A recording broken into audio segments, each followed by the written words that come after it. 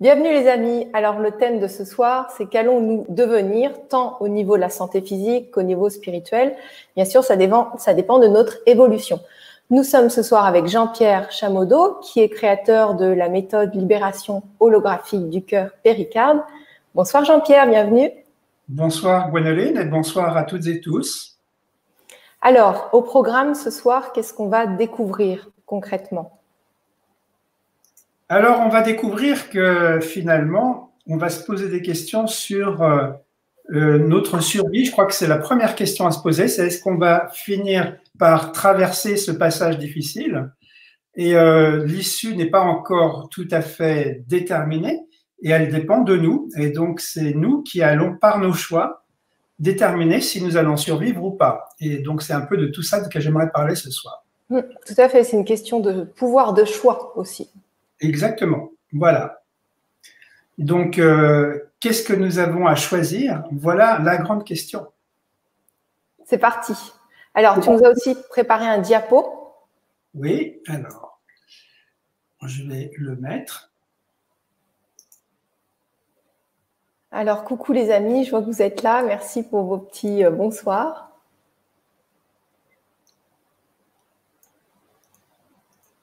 Voilà la question. Le XXIe siècle sera-t-il spirituel, sera spirituel ou ne sera pas? Ça veut dire quoi ça? Ça veut dire que si on n'est pas spirituel, on risque de ne pas exister, hein. On risque de ne pas survivre. Et je crois que cette phrase d'André Malraux est complètement d'actualité. Et donc, la question est, si notre survie dépend de notre spiritualité, alors c'est quoi la spiritualité? Comment on peut faire le passage pour arriver à cette spiritualité qui va nous permettre de survivre, en fait? C'est un petit peu le choix. Donc, pourquoi est-ce que c'est tellement vital d'être spirituel? Pourquoi notre survie est-elle liée à ça? Comment devenir spirituel aussi? Ça, c'est la deuxième question qui se pose. Et qu'est-ce que c'est que de devenir spirituel? Ben, c'est évoluer. C'est changer de... Et qu'est-ce que c'est qu'évoluer? C'est changer de paradigme. Alors, changer de paradigme, ça veut dire qu'il y a deux paradigmes en cours et que nous avons le choix entre ces deux paradigmes.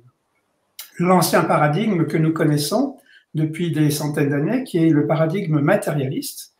Et il y a un nouveau paradigme qui émerge actuellement, qu'on appelle spirituel, parce que c'est le nouveau paradigme qui est déduit de la physique quantique. Paradigme spirituel ou quantique, c'est la même chose. Et donc, pourquoi est-ce que le passage du paradigme matérialiste au paradigme quantique est vital à ce point-là? Ben, c'est ce que j'aimerais vous expliquer ce soir. Voilà. Donc, on va déjà explorer l'ancien paradigme pour voir en quoi cet ancien paradigme nous mène directement à la mort et pourquoi nous ne pourrons pas survivre si nous restons dans ce paradigme matérialiste. Mais il faut d'abord savoir ce que c'est que ce paradigme matérialiste. Et il repose sur les sciences dites matérialistes. Et ces sciences dites matérialistes reposent sur 5 principes, dont 2 sont faux, c'est-à-dire l'existence de l'espace et du temps, qui est faux, et le principe de détermination. Je ne vais pas rentrer dans les détails, mais simplement sachez que cette science matérialiste repose sur des bases qui sont fausses, et ça s'appelle raisonner juste sur des bases fausses. Et ça, c'est ça qui donne la catastrophe, c'est ça qui fait qu'on va directement contre le mur et que notre survie est menacée. Alors, en quoi notre survie est-elle menacée par ce paradigme matérialiste qui se trompe? Eh bien, simplement parce qu'il a une définition de la réalité qui n'est pas juste, bien sûr, puisque les bases ne sont pas justes, il raisonne d'une manière qui n'est pas juste. Et donc, il affirme que la seule réalité, c'est la matière, c'est-à-dire ce qui est visible. Et donc, il dit que 2 objets de matière sont séparés par le vide. Il dit en plus que le vide est complètement vide et que puisqu'il y a du vide entre les 2 objets de matière, il n'y a pas d'interaction possible. Alors, s'il n'y a pas d'interaction possible à distance, déjà, on est devant un premier paradoxe puisque Isaac Newton dit que c'est lui qui dit que les objets sont séparés et qu'il n'y a pas d'interaction entre les objets, alors que c'est lui qui nous parle de gravitation et que la gravitation est un exemple typique de l'interaction de 2 objets de matière à distance. Donc voilà une première chose qui me laisse à penser que cette physique matérialiste a quelques limites et quelques erreurs. Donc évidemment, de cette réalité matérielle, on va en déduire une identité, c'est-à-dire que du coup, puisqu'il n'y a que le visible et que la matière, je ne suis qu'un corps de matière. Et donc forcément, ce corps de matière, il est séparé des autres corps de matière et il obéit aux lois des sciences matérialistes, c'est-à-dire à la physique mécanique de Newton et à la chimie. Ouais, ça, c'est très intéressant parce qu'il faut comprendre que si on pense qu'on est uniquement des corps et qu'on est, qu'on est enfermé dans ça, on va se limiter automatiquement. Donc, c'est très intéressant. C'est cette limite qui va nous amener dans un entonnoir, qui va nous amener vers la mort. Justement, c'est de ça dont il s'agit. Tout à fait, Gwénoline, merci. Alors évidemment, cette vision de notre identité va nous amener à des croyances qui sont les croyances matérialistes. Et ces croyances, elles aboutissent à la peur, tout simplement parce que si nous sommes des corps de matière séparés des autres corps de matière et qu'il n'y a pas d'interaction à distance, eh bien, ça veut dire que nous sommes seuls, qu'on constate que si nous sommes que ce corps de matière, le corps de matière va mourir. Donc, si on n'est que de la matière et que la matière disparaît, la mort existe. Et donc, quand la mort est là, il n'y a plus rien, quoi. On n'existe plus. Et ça, il y a de quoi avoir peur. Et donc, on est parfaitement impuissant devant cette mort, parfaitement impuissant devant les autres, etc., etc. Donc, voilà pourquoi cette perception matérialiste erronée de la réalité nous amène à des croyances qui sont erronées et qui induisent la peur. Alors évidemment, si la mort existe, je suis un corps de matière mortelle, il n'y a plus rien après la mort, donc je n'existe plus. Et donc pour moi, la mort est un danger, c'est un danger, et donc j'ai peur de la mort. Mais c'est pas le tout, mais si l'autre n'est pas moi, si je suis un corps séparé des autres corps de matière, l'autre n'est pas moi. Donc nos intérêts sont divergents, l'autre est un concurrent, donc ça veut dire qu'il devient un ennemi, que l'ennemi existe, que je suis impuissant face à l'ennemi, puisque l'ennemi va me tuer. Donc si l'autre est un ennemi, il me met en danger de mort, donc j'ai forcément peur de l'autre ennemi. Donc c'est encore de la peur par rapport à cette manière de voir la réalité.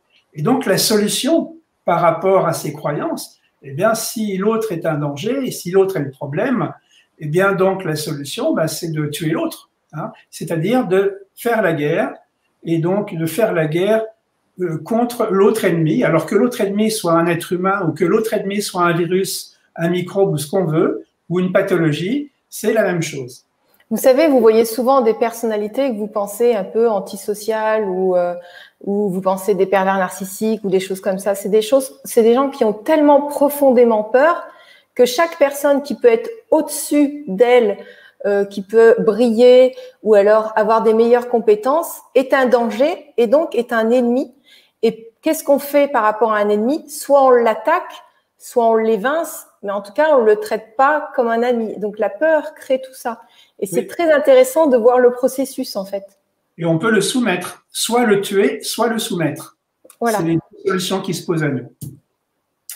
Alors évidemment, cette peur va avoir des conséquences. D'une part, on oublie qui on est, puisque nous sommes beaucoup plus qu'un corps de matière, et ça, on le verra tout à l'heure. Et ça, c'est super important, parce que c'est ça qui va nous sauver. C'est ça qui va faire qu'on va devenir spirituel. Ensuite, eh bien, sans le savoir, eh bien, avec ce système de croyance, et nous allons voir pourquoi tout à l'heure, nous créons une réalité négative, parce qu'il suffit de croire à quelque chose de négatif pour créer du négatif, et on va voir pourquoi tout à l'heure. Et donc, cette réalité négative, c'est que l'ennemi existe, que la maladie existe, que les agents pathogènes existent et sont dangereux, et que l'environnement est hostile, et donc, la conséquence, c'est la peur. Et donc, il faut savoir que la peur a un impact sur notre fréquence vibratoire, puisque la fréquence vibratoire baisse, et que c'est précisément quand la fréquence vibratoire baisse que le danger existe.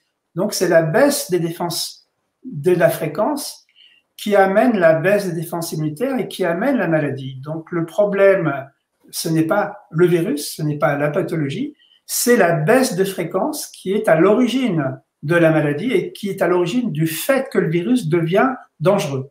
Alors que normalement, avec une fréquence élevée, aucun virus n'est dangereux. Donc voilà un petit peu, ça nous amène vers une vision de la médecine. Vous allez voir que ça va s'enchaîner dans une logique d'erreur et dans une logique qui nous amène vers la mort. Et donc, il faut savoir que, par exemple, les virus vibrent à une fréquence très basse, 5000 angstroms, et que si nous vibrons, si notre fréquence baisse, elle descend jusqu'à 5000 angstroms, c'est-à-dire à la même fréquence que ces virus. Et à ce moment-là, eh bien, le virus peut être un problème pour nous. Et c'est là que nous tombons malades parce que nous entrons en résonance avec le virus. Et c'est le fait d'être en résonance parce que nous vibrons très bas qui fait que nous tombons malades. Et donc, évidemment, c'est la peur qui fait que les fréquences baissent et c'est le fait que la fréquence baisse qui fait que nous tombons malades. Voilà donc quelque chose qui n'a pas été compris par l'ancien paradigme matérialiste, que ce soit au niveau des sciences, que ce soit au niveau de la médecine, et voilà qui va avoir des conséquences très fâcheuses. Et donc, on sait depuis relativement peu de temps que la cellule est la clé de la santé, et donc, ça nous amène à considérer la biologie cellulaire, qui est la science qui s'occupe de comprendre le fonctionnement de la cellule. C'est aussi simple que ça. Une cellule qui fonctionne bien, ben, c'est la santé. Une cellule qui fonctionne mal, c'est la pathologie. Alors donc, il faut comprendre la cellule, et pour comprendre la cellule, eh bien, malheureusement, dans l'ancien paradigme, on comprend la cellule à travers la chimie.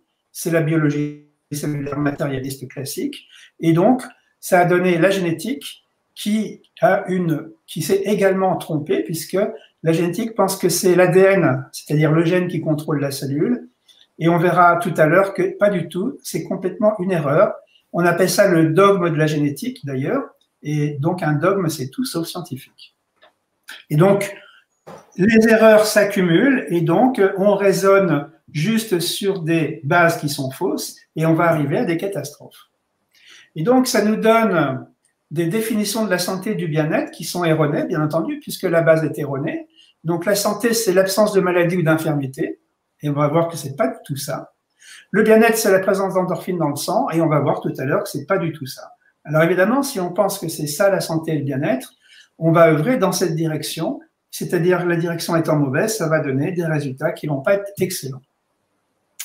Donc, si on résume un petit peu la médecine matérialiste que ça va donner, toutes ces bases, donc si la réalité c'est la séparation et que l'ennemi existe, et que l'ennemi c'est les pathologies et les agents pathogènes, forcément, le but de cette médecine matérialiste va être l'absence de maladie ou d'agents pathogènes. Donc, le moyen pour arriver à ce résultat, ça va être de faire la guerre contre les maladies et les agents pathogènes. Et donc, les stratégies qu'on va utiliser, ben, la médecine utilise comme stratégie, par exemple, le diagnostic. Il faut savoir que le diagnostic désigne l'ennemi à abattre. Donc, soit la pathologie, soit le virus. Et donc, on sait que ça, c'est également, on va voir tout à l'heure en quoi c'est une erreur, mais à la lumière des nouvelles sciences. Et donc, la stratégie matérialiste, c'est qu'une fois qu'on a désigné l'ennemi, eh bien, on va lutter contre et on va savoir que quand on lutte contre un ennemi, ben, au lieu de disparaître, il grossit. Et donc, l'autre erreur de la médecine matérialiste, c'est qu'elle agit avec la matière sur la matière, et on verra tout à l'heure que c'est pas du tout comme ça le mode d'emploi. Donc malheureusement, cette vision matérialiste est entachée d'erreurs et donc forcément les outils pour gagner la guerre, ça va être les armes sous forme de chimie ou sous forme de physique mécanique des forces de Newton. Et là, c'est également une erreur. Alors tout le monde trouve que c'est très intéressant ce que tu nous partages, pour info. Voilà. Le résultat de tout ça, eh bien, c'est puisque la réalité, c'est la séparation, puisque le but, c'est de gagner la guerre, puisque le moyen, c'est de tuer l'ennemi, soit de tuer le symptôme, les pathologies et les virus, ou de créer des anticorps. Donc, l'outil, ben, ça va être les armes, antibiotiques, antivie, vaccins, et les résultats matérialistes, ben, ça va être la mort du symptôme et de l'ennemi. Et donc, on va voir que c'est peut-être pas ça la solution, et aussi, on va voir aussi qu'il y a peut-être des effets secondaires qui sont parfois mortels. Donc, tout ça, ça nous amène vers la mort, ce qui a fait dire donc à Aldous Huxley que la médecine a fait tellement de progrès que plus personne n'est en bonne santé. Ça résume un petit peu la vision matérialiste. Alors évidemment, sur le plan de la médecine, on a deux théories. La théorie de Louis Pasteur à droite, qui est sur la théorie matérialiste, et Antoine Béchamp, qui avait une autre théorie qui va être vérifiée par les nouvelles sciences. Et donc, on sait qu'avec la nouvelle science, que Pasteur s'est trompé. D'ailleurs, Pasteur l'a reconnu sur son lit de mort et que c'était Antoine Béchamp qui avait raison, mais on sait expliquer pourquoi Antoine Béchamp avait raison et pourquoi Pasteur avait tort. Voilà. Donc, l'autre problème avec la médecine matérialiste, c'est que, eh bien, il y a des marchands du temple qui se sont introduits dans la médecine. Et donc, ces marchands du temple ont introduit la corruption. Alors, il y a eu de la corruption au niveau des sciences. Donc, ce qui fait que la science est tellement corrompue qu'on se pose des questions. Alors, donc, on peut se poser la question, est-ce que la science matérialiste est au service de la vie et de la mort? Est-ce que cette science matérialiste est au service de la vérité ou de la religion matérialiste qui est le contraire d'une science? Est-ce que cette science est au service du peuple ou de l'élite? On peut se poser la question. Est-ce que cette science est au service de la guerre ou de la paix? On peut également se poser la question. Et donc, quand on parle de science, on parle du complexe militaro-scientifique et ça va tout à fait être complémentaire dans cette direction et on peut se poser des questions par rapport à cet aspect des sciences. Au service de quoi mettons la science? Alors évidemment, si les sciences sont corrompues, peut-être que la médecine, l'État et Big Pharma sont corrompus. On peut toujours poser la question en tous les cas. Il est tout à fait légitime de se poser ce genre de questions et de se poser des questions sur notamment les intentions et les buts de la médecine, de l'État, de Big Pharma. Donc, est-ce que ces intentions, est-ce que la médecine, l'État et Big Pharma sont au service du bien-être du patient, qui est un patient client citoyen, ou de l'intérêt de l'élite? Ça, c'est une première question qu'on peut se poser. Est-ce que c'est une guerre contre le virus ou contre le peuple qu'on nous propose? Donc, c'est à réfléchir également. Est-ce que la médecine doit créer un environnement favorable pour des cellules parfaites, ou bien est-ce que cette médecine doit trafiquer des cellules parfaites pour les adapter à l'esclavage? C'est une autre question qu'on peut poser à cette médecine. Et donc, est-ce que cette médecine est destinée à nous guérir, ou est-ce que cette médecine est destinée à chroniciser nos pathologies, voire même à nous tuer? Donc, ce genre de questions, on peut se les poser, et donc c'est la question de la confiance en la médecine et en l'État, corrompu, parce que c'est vrai qu'à l'origine, ce n'était pas comme ça. Mais aujourd'hui, on ne peut que constater qu'il y a des problèmes de cet ordre-là. Alors évidemment, le problème de cette logique matérialiste va nous amener à des conséquences, parce qu'avec une telle médecine, eh bien, si c'est vraiment le virus qui est dangereux, ça justifie la guerre, et la guerre justifie que vous soyez confinés obligatoirement, que la distanciation sociale, ça justifie les applications de contrôle obligatoires, ça justifie le port des masques et ça justifie la vaccination obligatoire. Voilà, c'est la conséquence logique de tout ce qu'on vient de voir. Et donc, ça peut donner un gouvernement mondial et on peut se poser, est-ce qu'il ne serait pas totalitaire ce gouvernement mondial avec sa structure pyramidale et donc perte de liberté fondamentale, déresponsabilisation, infantilisation, esclavage et mort. Voilà où ça nous mène tout ça. Et voilà pourquoi on nous dit que le 21e siècle sera spirituel ou ne sera pas. Parce que si on ne passe pas à autre chose, c'est dans ce mur-là qu'on va directement. Alors donc, évidemment, tout ça est sur des bases fausses. Et donc, on va voir pourquoi ces bases sont fausses. C'est les nouvelles sciences qui vont nous expliquer et nous prouver pourquoi. Donc, je renonce à cette approche matérialiste. Mais comment résoudre ce problème?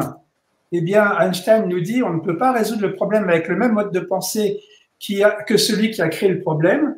Donc, si c'est la pensée matérialiste qui a créé le problème, on est obligé de changer de mode de pensée si on veut résoudre le problème. Le monde que nous avons créé est un produit de notre pensée. Nous ne pouvons pas le changer sans changer notre façon de penser. Alors, nous avons le choix et ça dépend de notre façon de penser. Voilà le choix qui se propose à nous. En haut, vous avez le matérialisme et en bas, vous avez autre chose que le matérialisme qui est la solution. Alors, cette solution, on va en parler maintenant. Est-ce qu'il y a des questions avant que je parle des solutions? Alors, on dit, le dernier message, c'est Sarah qui dit Jean-Pierre, vous êtes super intéressant à écouter. Merci. Merci. Et c'est que des messages comme ça. Vous flattez mon ego là. Bien. Alors, est-ce qu'il y a une autre façon de penser et une autre façon de décrire la réalité? Eh bien, Nikola Tesla nous dit, si vous voulez trouver les secrets de l'univers, pensez en termes de fréquence, d'énergie et de vibration.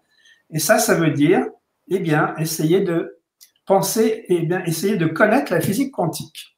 Le nouveau paradigme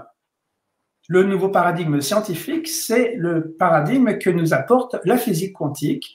Et pourquoi est-ce que ce nouveau paradigme quantique est spirituel? Et pourquoi est-ce que passer du matérialisme vers le paradigme quantique spirituel est une évolution? Pourquoi la solution est l'évolution? Eh bien, c'est ce qu'on va voir maintenant. Donc, la physique quantique spirituelle repose sur 5 principes. S'il y a des physiciens parmi vous, vous verrez que ces 5 principes contredisent au moins 2 ou 3 principes de la physique classique. Et notamment, par exemple, dans la physique classique, on a l'espace et le temps existent. Et là, ici, dans la physique quantique, on a l'intemporalité et on a aussi l'intrication, c'est-à-dire la non-localité. Ces 2 principes contredisent les principes de la physique classique. Par contre, ces 2 principes sont prouvés et c'est ce que nous allons voir tout de suite. Alors évidemment, je préfère partir sur une véritable science dont tous les principes sont prouvés parce que c'est plus solide et si on peut raisonner juste sur des bases justes, ça va peut-être amener à moins d'erreurs et peut-être que ça va nous amener vers un avenir un peu plus lumineux. Et donc, il faut savoir qu'une véritable médecine quantique, elle va reposer sur ces 5 principes que je viens de donner. Et donc, je ne sais pas si j'ai le temps d'en parler, je reviendrai dessus à la fin de la conférence si on a le temps. Donc, simplement, par rapport à l'espace et au temps, qui est complètement remis en question par la physique quantique, Einstein dit « Distinction entre passé, présent et futur est une illusion. Le temps n'est pas ce qu'il semble être, il ne s'écoule pas simplement dans une seule direction, et le futur existe simultanément avec le passé. Le temps et l'espace sont des modes par lesquels nous pensons et non des conditions dans lesquelles nous vivons. Je dirais, moi, c'est un conditionnement, ce n'est rien d'autre. Mais ce n'est pas la réalité. Évidemment, ça va tout changer. Et donc, dans cette réalité, avec cette physique quantique, elle va décrire une réalité qui est complètement différente puisqu'elle est spirituelle. En effet, la physique quantique affirme que la réalité, c'est la conscience. Donc, c'est vrai que les matérialistes pour les matérialistes, la conscience n'existe pas. Or, qu'est-ce que c'est que la conscience? C'est un champ, et notamment le champ du vide quantique, qui est un champ informationnel, qui est invisible, et c'est ce champ qui, par l'observation de l'invisible, c'est-à-dire d'ondes potentielles qui sont invisibles, va créer le visible et la matière comme on va le voir. Et donc, cette conscience, déjà, elle est créatrice, et donc, cette conscience, on va voir qu'elle a plusieurs caractéristiques qui changent complètement les données. Et donc, elle affirme également que la séparation n'existe pas et que tout est interconnecté et que nous sommes tous en interaction les uns avec les autres. Autrement dit, si je suis mal, vous êtes mal. Si vous êtes mal, je suis mal. Donc, on a intérêt à s'entraider, à être bien tous, les uns les autres. Voilà que ça change beaucoup de choses. Il n'y a plus de guerre dans ces cas-là. Alors, les 4 faits scientifiques qui ont été prouvés par la physique quantique et qui vont tout changer, ça va tout changer en quoi? Surtout, ça va changer notre identité. L'identité quantique, c'est la conscience et non pas le corps. Or, cette conscience, elle est une et indivisible. C'est ce qu'on appelle l'unité. Et donc, cette unité va nous amener à une perception non duelle de la réalité, alors que la physique matérialiste a une perception duelle de la réalité. Donc, on va voir ce que c'est que la non-dualité par rapport à la dualité et en quoi ça change tout. Ensuite, la conscience, elle est créatrice et c'est ce qu'on va appeler l'effet observateur. Et la conscience est en cours d'évolution, donc c'est quelque chose qui évolue.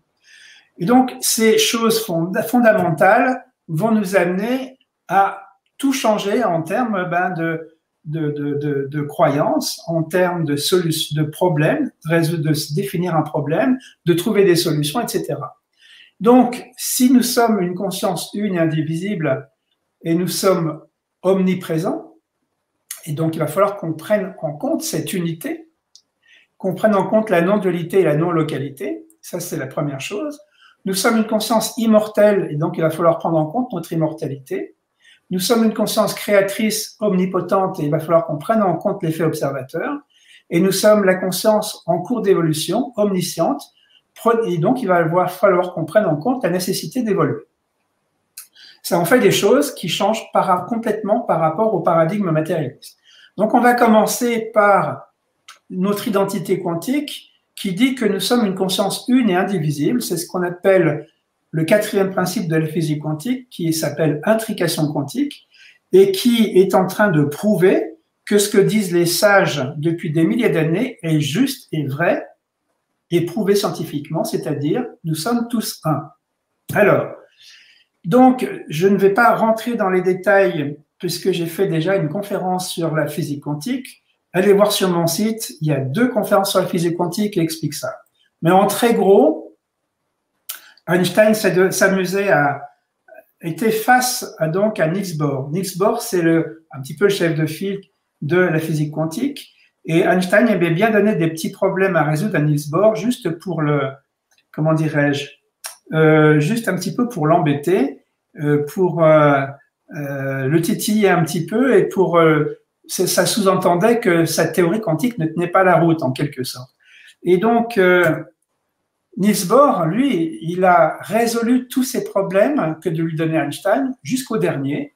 Or, le dernier problème que donnait Einstein, c'est ce qu'on appelle le paradoxe EPR.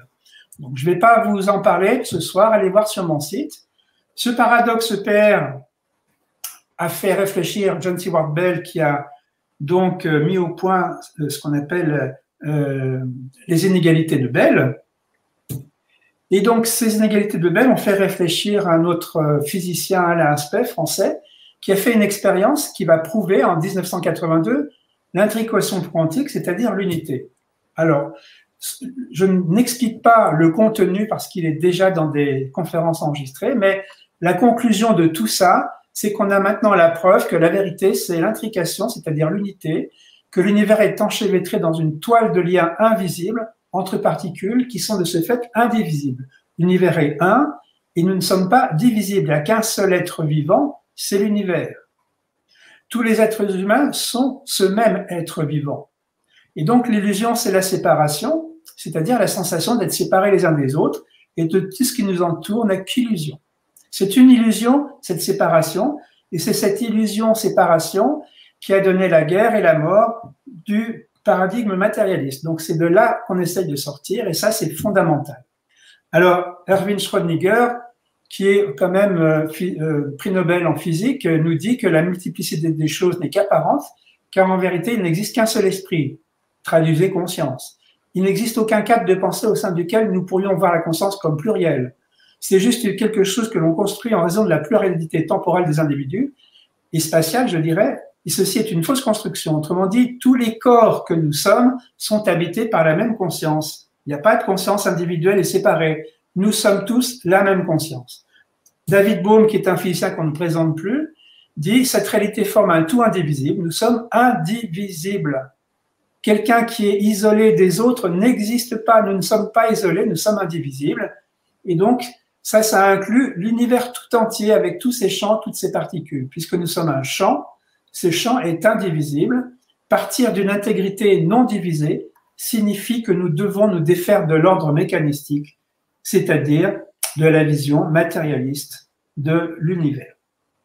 Et donc, c'est intéressant parce qu'on nous donne tellement de distractions pour pas voir tout ça. Les médias, la mode, comment s'habiller, l'image qui doit être d'une certaine manière.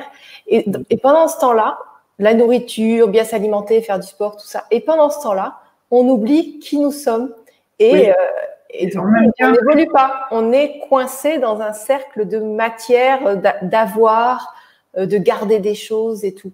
C'est-à-dire, nous sommes tous dans l'illusion, c'est-à-dire, nous sommes tous dans l'ignorance. Or, pour être un bon esclave, il faut être ignorant. Et je pense que c'est entretenu sciemment. Il faut être occupé, surtout. Il faut être... Donner-leur du pain et des jeux. Voilà, exactement, voilà, c'est ça. C'est pas d'aujourd'hui, hein, c'est pas d'aujourd'hui. Donc, il va falloir que nous prenions en compte cela. Et comment on va en prendre compte et qu'est-ce que ça va avoir comme conséquence sur nos systèmes de croyances et notamment sur la médecine. Hein. Donc voilà qui est intéressant. Donc, il va falloir qu'on tienne compte de cette unité, de cette non-dualité, de cette non-localité. Alors, donc, par rapport à l'unité, je suis la conscience une. Si la séparation n'existe pas, ça veut dire que l'autre est moi. Il a une partie de moi, c'est comme si l'autre était ma main. Or, moi, j'ai intérêt à ce que ma main soit en bonne forme, parce que si ma main est en mauvaise forme, c'est moi qui vais en pâtir. Donc, je vais veiller à ce que ma main soit en forme. Mais si vous êtes ma main, si vous êtes un membre manquant, je veille à votre bien-être et je n'ai aucune raison de vous agresser ni de vous faire la guerre. Ça, c'est la première chose. Donc, nos intérêts sont communs si nous sommes tous les mêmes. Donc, l'autre ennemi n'existe pas puisque nous ne sommes pas séparés. Donc, l'autre, en aucun cas, ne peut être un concurrent. Mais c'est nous qui avons créé la concurrence et le concurrent. Mais donc, à l'origine, il n'y a absolument pas de concurrent. Rappelez-vous que nous sommes omnipotents, c'est-à-dire, nous allons voir que nous sommes créateurs et donc ça veut dire que nous sommes extraordinairement puissants et que la mort n'existe pas et donc on n'est pas menacé de mort, il n'y a pas de danger de mort puisque la mort n'existe pas et donc je n'ai ni peur de la mort ni peur de l'autre ennemi et donc forcément la conclusion c'est que je ne peux pas considérer l'autre comme un ennemi, la guerre n'est pas justifiée et la seule chose qui soit justifiée c'est la bienveillance entre nous, entre pour moi et pour l'autre qui est moi, c'est la même chose. Voilà. Et donc, si on veut, on peut prendre en compte cette unité, Albert Einstein en a très bien parlé, puisqu'il nous dit l'être humain est une partie du tout que nous appelons l'univers, une partie délimitée dans l'espace et dans le temps, mais c'est nous qui la délimitons, attention. Par une sorte d'illusion d'optique de la conscience, il se sent lui-même avec ses pensées et ses sentiments comme séparés du reste. C'est une illusion d'optique de la conscience. Cette illusion est une sorte de prison pour nous qui nous restreint à nos désirs personnels. Hein, mon intérêt au détriment de celui de l'autre et de notre affection envers quelques proches au détriment des autres. Notre tâche consiste à nous affranchir de cette prison, et ça c'est l'évolution qui va nous affranchir de cette prison, en élargissant notre cercle de compassion pour y inclure toutes les créatures vivantes, et ça n'est possible que si on a compris que nous sommes tous un. Voilà. Alors ça nous amène à la non-dualité, cette unité, rien n'est divisible, il n'y a pas le blanc, le noir, il n'y a pas l'absence de lumière et l'ombre, l'ombre n'existe pas, en fait l'ombre n'est que l'absence de lumière, ce qui fait dire que l'obscurité sur le plan physique, effectivement, n'est pas quelque chose qui existe et qui peut être enlevé physiquement puisqu'elle n'existe pas physiquement. En fait, l'obscurité n'est qu'un endroit de l'espace où il y a moins de lumière. Alors si vous voulez retirer l'obscurité, et qu'elle n'existe pas, c'est ridicule de vouloir la retirer, premièrement, puisqu'elle n'existe pas, et deuxièmement, c'est ridicule de lui faire la guerre. Eh bien, de la même manière, si vous voulez retirer l'obscurité, c'est donc pas en agissant contre l'obscurité, en faisant la guerre à l'obscurité, mais c'est en apportant juste un petit peu de lumière. Et à ce moment-là, si vous êtes dans une pièce sombre, que vous ouvrez la porte et qu'il fait jour dehors, est-ce que c'est la lumière qui rentre dans la pièce ou est-ce que c'est l'ombre qui rentre dans le reste de l'univers? On avait tous vu que c'est la lumière. Pourquoi est-ce qu'on a peur de l'ombre à ce moment-là? Vous voyez, conclusion philosophique directe, la noirceur ne peut pas chasser la noirceur, seule la lumière peut le faire. La haine ne peut chasser la haine, seul l'amour peut le faire. Et Dalai Lama qui nous dit la même chose, mais avec d'autres mots, c'est en faisant le bien qu'on détruit le mal et non en luttant contre lui. Ça, c'est un raisonnement non dualiste. Alors, si on va plus loin, eh bien, de la même manière, la pathologie n'existe pas, ce n'est que l'absence de santé.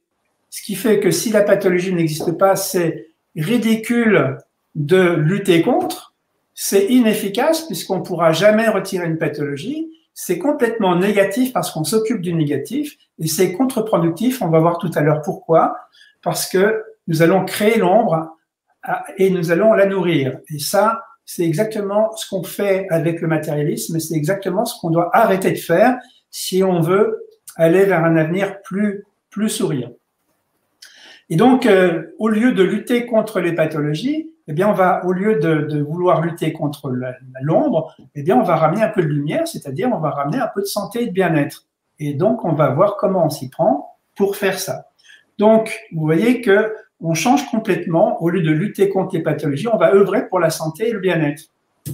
Ce serait plus efficace, hein. eh bien, le mal-être et l'absence de bien, ce n'est que l'absence de bien-être, et on ne va pas lutter contre le mal-être, mais on va œuvrer pour ramener le bien-être. Et ça va être efficace, et vous allez voir pourquoi. Donc, dans le choix des buts pour la médecine, les matérialistes sont complètement à côté de la plaque. Ils pensent que l'ennemi existe, que l'ennemi est le danger, que ça justifie la guerre. Le but, c'est de gagner la guerre contre l'ennemi danger. Et donc, ça amène à quoi? Ça amène à la mort. Le but quantique, l'ennemi n'existe pas, aucune guerre n'est justifiée. Le danger vient de l'involution. Et donc, on va œuvrer pour faciliter, s'entraider à évoluer. Et donc, ça va nous amener au bien-être. Et on constatera que lorsqu'on sera bien et évolué, eh bien, la conséquence, ça va être la santé et la vie. Voilà pourquoi, donc, il est important de faire ce changement de paradigme. Alors, évidemment, si on revient à nos amis Béchamp et Louis Pasteur, sous l'angle de la physique quantique, on se rend compte que Pasteur avait complètement tort. Hein. Pour Pasteur, le virus, il est à l'extérieur. Le virus, il est un danger et c'est un ennemi qui est extérieur. Donc, la solution, c'est surtout qu'il n'entre pas dans le corps et c'est de faire la guerre contre lui. Si jamais il entre dans le corps, on va lui faire des antibiotiques et on va faire des vaccins pour augmenter les défenses immunitaires. Inconvénient, vous allez voir tout à l'heure que c'est la prise de pouvoir, on l'a vu, c'est la déresponsabilisation, c'est la culpabilisation, c'est la perte des libertés et le résultat, c'est la mort et l'esclavage. Voilà la logique de Pasteur. Alors que Antoine Béchamp dit que le virus, il est déjà à l'intérieur, donc c'est pas la peine de le considérer comme un ennemi extérieur, et qu'en plus, il est utile. Il va faire plein de choses. C'est un éboueur, c'est quelque chose qui va réparer des tissus et qui, quand on vibre à une fréquence élevée, donc est parfaitement utile. Le seul problème, c'est que quand c'est le problème du terrain, c'est-à-dire quand notre taux vibratoire baisse, c'est à ce moment-là qu'on peut rentrer en résonance avec le virus et que le virus peut être une cause d'un problème. Mais en fait, c'est pas le virus qui est la cause du problème, c'est le fait que notre fréquence vibratoire a diminué et qu'on rentre en résonance avec le virus. Et donc, la solution, c'est pas de faire la guerre au virus, mais c'est de remonter le taux vibratoire. Et pour faire remonter le taux vibratoire, rien de tel que la paix et l'amour. Hein. Donc, c'est la paix et l'amour qui améliorent le terrain. C'est la paix et l'amour qui élèvent le taux vibratoire. Et c'est cette paix et cet amour qui va nous permettre d'évoluer et d'avoir un taux vibratoire très élevé. Et donc, réciproquement, grâce à un taux vibratoire très élevé, nous allons être dans le respect et l'amour, et ça va être un cercle vertueux. Alors, les avantages de tout ça, c'est que on est dans le respect, on est dans la liberté, puisque l'autre et moi, je vais le respecter, je vais me respecter, je vais le laisser libre parce que j'aime bien la liberté aussi pour moi. Je suis responsable, on va voir que l'autre aspect de la conscience, c'est qu'elle est créatrice et qu'elle crée toute la réalité. Donc, je suis responsable. Et donc, je vais être dans l'égalité puisque tout le monde est une partie de moi, tout le monde est égal. Hein. Et le résultat, c'est l'amour, la paix, la joie, la vie. Donc voilà un petit peu ce qu'il faut dire, c'est que effectivement la physique quantique a prouvé que Antoine Béchamp avait raison, mais n'oublions pas que Pasteur sur son lit de mort a dit Béchamp avait raison, le microbe n'est rien, le terrain est tout. Alors, un autre aspect de la conscience que nous sommes, si nous sommes le champ, eh bien, le champ, il faut savoir qu'il est immortel, alors que le corps est mortel. Donc, si le champ que nous sommes est immortel, c'est une question d'identification. Si je m'identifie au corps, si je crois que je suis le corps, alors je sais que le corps va mourir et j'ai peur de la mort et je crois en la mort. Si je sais que je suis le champ qui est immortel, à ce moment-là, le corps, c'est quelque chose qui est secondaire. Je suis et je continue de vivre après la mort du corps. Hein. Et donc, ça change tout parce que ça nous libère de la peur de la mort. Et donc, c'est à prendre en contact. Alors évidemment, de le savoir intellectuellement, c'est une aide, mais ça suffit pas. Si vous l'expérimentez, là, à ce moment-là, effectivement, si vous expérimentez, je prends un exemple des gens qui ont fait des N2, c'est-à-dire qui sont morts et qui sont revenus dans leur corps après une mort clinique, eh bien, comme par enchantement, ces gens-là ont expérimenté le champ de conscience qu'ils sont et n'ont plus peur du tout de la mort. Hein, voilà un autre exemple. Alors, c'est pas le tout, mais nous sommes non seulement une conscience une, non seulement une conscience immortelle, mais nous sommes une conscience créatrice. Et ça, c'est l'effet observateur dont j'ai parlé donc dans une de mes conférences sur la physique quantique. Donc, je ne vais pas non plus tout dire, En fait, donc, Niels Bohr s'est servi bon, il y a eu une expérience de Thomas Young en 1801. C'est l'expérience de la double fente. Alors, je conseille d'aller voir sur Internet. Et l'interprétation de la double fente, simplement, ils arrivent au fait que, eh bien, la conscience, quand elle observe, la conscience qui est invisible, le champ de conscience, quand elle observe des ondes potentielles, qui sont des informations, elle entraîne ce que les physiciens appellent un effondrement de la fonction d'onde, et l'onde qui n'est pas matérielle se transforme en particules de matière. Autrement dit, la conscience, en observant l'immatériel et les ondes potentielles, à partir de cette onde potentielle, va créer la matière. Autrement dit, c'est nous qui créons toute la matière sous forme de notre corps et sous forme du monde physique qui nous entoure. Alors là, c'est dur à avaler et je vous conseille d'aller voir les expériences de la double fente qui prouvent que c'est vrai, notamment sur une de mes conférences sur mon site internet. Donc, l'interprétation de John Wigner, qui est prix Nobel de physique, c'est de dire c'est effectivement la conscience qui provoque l'effondrement de la fonction d'onde et qui crée la matière. Alors évidemment, c'est ce qu'on appelle l'effet observateur. Quand on crée la matière à partir de l'observation, ça s'appelle l'effet observateur. C'est un attribut de la conscience. Il se produit au niveau conscient et inconscient, et ça, c'est important de le savoir, parce que inconsciemment, nous pouvons créer des choses négatives sans nous en rendre compte. Donc, si c'est nous qui créons toute notre réalité, ça va peut-être être intéressant d'apprendre, de le savoir, pour pouvoir arrêter de créer des choses négatives et éventuellement créer des choses positives. Donc, si c'est moi qui crée tout, je crée toute ma réalité, je ne peux être en aucun cas la victime de qui que ce soit, puisque je suis 100% responsable de tout ce que je crée. Donc, le danger ne vient pas de l'autre ennemi n'existe pas. Il est une partie de moi. Donc, ça veut dire aucune guerre n'est justifiée. Je suis créateur et responsable de toute ma réalité. J'assume et j'apprends le mode d'emploi du créateur pour arrêter de créer des choses négatives et créer des choses positives. Donc, quand on dit onde potentielle, eh bien, on parle de mémoire, de croyance, de conditionnement. Si vous avez une croyance négative, à partir de cette croyance négative, vous allez créer une réalité négative. Je crois que l'ennemi existe, donc je crée l'ennemi. Je crois que la pathologie existe, donc je crée la pathologie. Je crois que le virus est méchant, donc je peux éventuellement avoir peur, avoir mon taux vibratoire qui baisse, et effectivement, à ce moment-là, le virus peut devenir méchant, mais c'est pas le virus qui est méchant, c'est le fait que j'ai baissé mon taux vibratoire.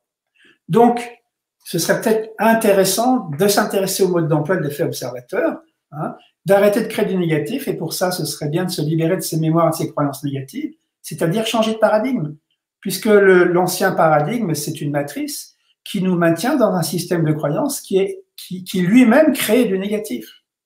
Hein. Et donc, si on veut créer du positif, ce sera peut-être un peu plus sympathique, et ça, c'est tout à fait à notre portée. Vous voyez à quel point on a créé quelque chose de négatif. Aujourd'hui, on en voit le résultat. On a tout dévoilé. Ben maintenant qu'on le voit, ce serait peut-être le temps de se réveiller et de se retrousser les manches pour faire autre chose. Donc, ça nous amène à aussi nous interroger sur quoi on se focalise. Hein, quand Mère Teresa dit « Je n'irai pas à une manifestation contre la guerre, mais si vous faites une manifestation pour la paix, invitez-moi », c'est tout simplement qu'elle sait très bien que quand on se focalise, si je manifeste contre la guerre, je me focalise sur la guerre et j'envoie mon énergie, ce sur quoi je me concentre. Et je nourris avec mon énergie la guerre. Et donc, j'obtiens le résultat inverse de ce que je veux. Donc, si je m'occupe de mes problèmes, si je lutte contre les problèmes, je nourris mes problèmes qui grossissent au lieu de diminuer. C'est pour ça qu'elle veut manifester pour la paix, parce qu'elle veut se concentrer sur la paix, envoyer son énergie sur la paix, faire grossir la paix, et donc faire grossir la lumière. Et c'est en apportant de la lumière que l'ombre disparaît. Et c'est en apportant de la paix que la guerre disparaît. Donc, inutile de faire la guerre contre la guerre. Lutter contre la guerre nourrit la guerre, c'est ridicule, inefficace, négatif et contre-productif. Alors, ça nous amène à la même erreur de focalisation de la médecine matérialiste qui, par ignorance de l'effet observateur, eh bien, fait un diagnostic. Alors, si vous réfléchissez bien dans le diagnostic, si je dis cancer, par exemple, eh bien, je désigne l'ennemi qui est le cancer. Si je dis cellules cancéreuses, je désigne l'ennemi qui sont les cellules cancéreuses. Donc, ces cellules cancéreuses sont mortelles, hein, et donc, c'est les ennemis à abattre. Donc, on va lutter contre ces... Alors,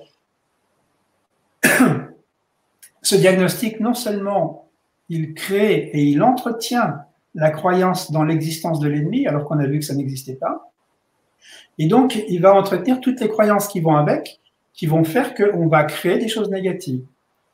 Et donc, croire en l'ennemi, ça va être créer l'ennemi, et croire dans l'existence d'une pathologie, ça va être créer cette pathologie.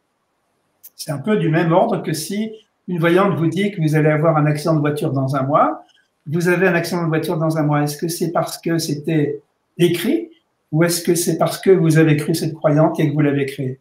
Posez-vous la question. Vous êtes malade parce que ça a été écrit, parce que c'est la réalité, ou bien vous êtes malade parce que on vous a dit que vous êtes malade et que vous l'avez créé du même fait que vous avez cru que vous étiez malade. Donc ça, c'est important quand même. Évidemment, non seulement quand on fait un diagnostic, on crée l'ennemi et la pathologie, mais en plus, quand on lutte contre, comme on a vu avec Mère Teresa, eh bien, on va nourrir cette pathologie. Donc, je renonce effectivement à faire des diagnostics, je renonce à lutter contre les pathologies, les agents pathogènes. Ce ne sont pas les antibiotiques et les vaccins qui sont les solutions. Alors, c'est quoi la solution? Pour connaître la solution, il faut s'intéresser aux cellules, parce que des sciences récentes nous montrent que c'est la cellule qui est donc la clé de notre bien-être et de notre santé. Et comme c'est nous ce qu'on va choisir de faire, eh bien, il y a deux manières de comprendre la cellule. Il y a une manière matérialiste, qui est la biologie cellulaire classique, qui débouche sur la génétique, et qui comprend la cellule à travers la chimie. Et donc, ça, c'est une vision fausse de la cellule. Par contre, si on comprend la cellule à partir de la physique quantique, eh bien, ça donne une biologie, la nouvelle biologie cellulaire, et ça donne notamment l'épigénétique. Donc, cette épigénétique, c'est très bien que ce n'est pas l'ADN qui définit le comportement de la cellule et notre santé, mais que c'est le signal, c'est-à-dire l'information, qui est supportée par les ondes électromagnétiques. Et donc, la solution, elle n'est pas chimique, la solution, elle est dans l'information. Et donc, il y a des faits qui sont prouvés, qui sont vraiment extrêmement importants. Eh bien, la cellule, toutes nos cellules sont parfaites. Donc, expliquez-moi pourquoi vous êtes malade si vos cellules sont parfaites. Tout simplement parce que c'est l'environnement qui ne va pas et qui est stressant.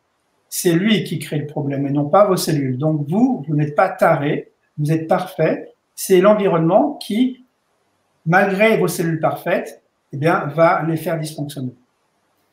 Et donc, la seule chose qui peut agir positivement ou négativement sur les cellules, ça a été prouvé également, c'est l'information, c'est ce qu'on appelle le signal, la primauté du signal. Et donc, si le problème est un problème informationnel dans 95% des cas, il faut savoir que la médecine matérialiste ne s'occupe pas d'information, et donc elle ne peut pas couvrir 95% des cas de problèmes de la population. C'est quand même important. Et donc, l'absence d'information positive nous rend malades. Donc, il va falloir rétablir la circulation des informations positives pour qu'on ne soit plus malade. L'information négative nous pollue et nous rend malade. Et donc, elle vient de l'extérieur et de l'intérieur, l'information négative. Et il va falloir qu'on se libère de l'information négative. Donc, voilà. Donc, évidemment, à partir de cette biologie cellulaire, on va avoir une définition de la santé et du bien-être. Et donc, le paradigme matérialiste disait que la santé, c'était l'absence de pathologie. Et donc, l'OMS a déjà progressé en disant que la santé ne consiste pas seulement en une absence de maladie ou d'infirmité, c'est un état de complet bien-être physique, mental et social. Et l'épigénétique nous dit, la santé est un état de bien-être informationnel qui entraîne un état de bien-être énergétique, mental, émotionnel et physique, donc l'absence de pathologie. Vous voyez que ça n'a rien à voir et qu'évidemment, cette définition de la santé va nous amener vers une médecine différente. Le bien-être, c'est quoi? C'est la conséquence de la connexion des cellules au champ de conscience, qui est le champ du vide quantique, et de la libre circulation de l'information entre le champ et la cellule, entre le vide et la cellule. Alors évidemment, si on a une définition juste du bien-être et de la santé, on va peut-être envisager des solutions justes, des stratégies justes et des outils qui sont justes. Donc, on va se servir pour reconnecter les cellules. Alors, quand on va voir que les cellules ont un effet, pourquoi la cellule est la clé de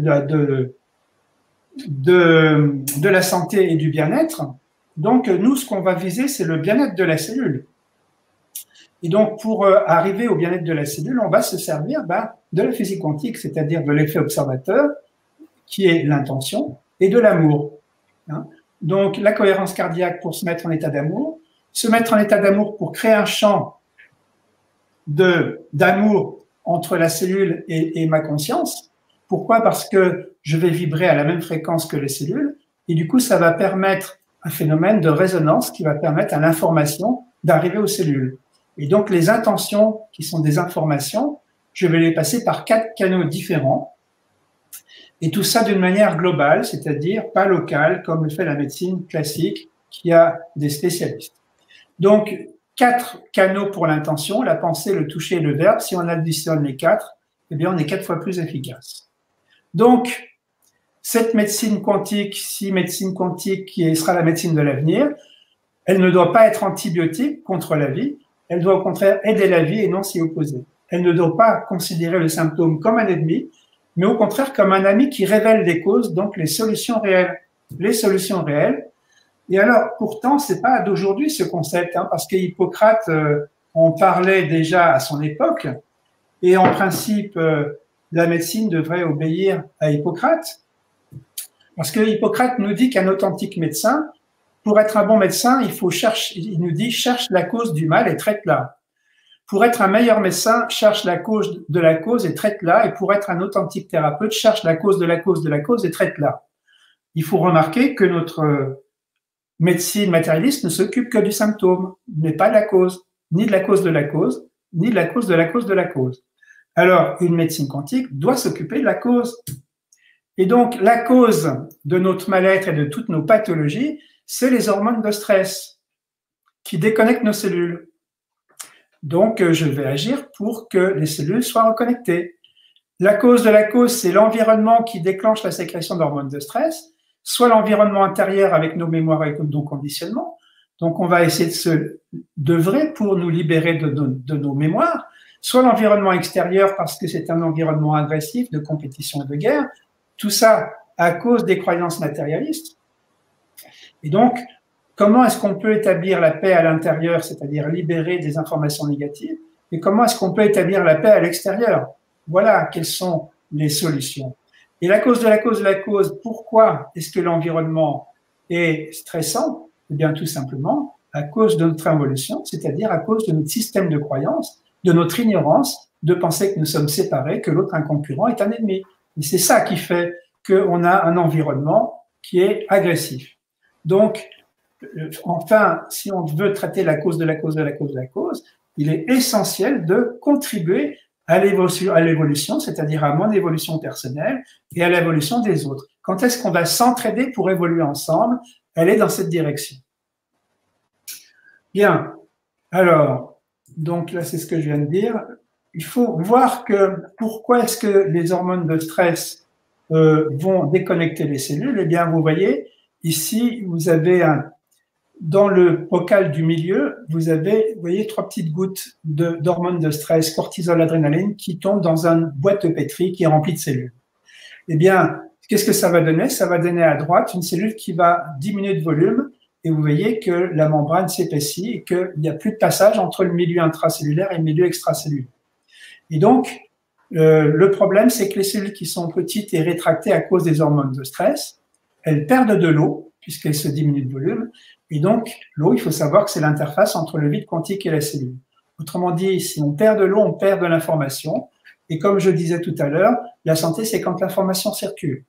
Donc, une cellule qui se rétracte et qui diminue de volume se déconnecte, n'a plus d'information, ne reçoit plus l'information du vide quantique. Et il faut savoir que le vide quantique envoie le mode d'emploi pour que les cellules fonctionnent bien. Donc, sans mode d'emploi, les cellules dysfonctionnent. Ça donne toutes les pathologies d'origine physiologique. Voilà, et vous voyez ensuite qu'en bas, Si les cellules sont petites, eh bien, des milliers de cellules l'une à côté de l'autre qui se rétractent, ça donne des tissus qui se raccourcissent, ça donne toutes les pathologies d'origine anatomique. Donc, quand on a compris ça, on a compris que si on arrive à aider à la cellule à retrouver son volume, à se remplir à nouveau d'eau, qui permet l'échange entre le vide quantique et la cellule, l'échange d'informations de passer, à ce moment-là, les cellules retrouvent la connexion, retrouvent l'information et retrouvent le mode d'emploi dans lequel elles fonctionnent bien.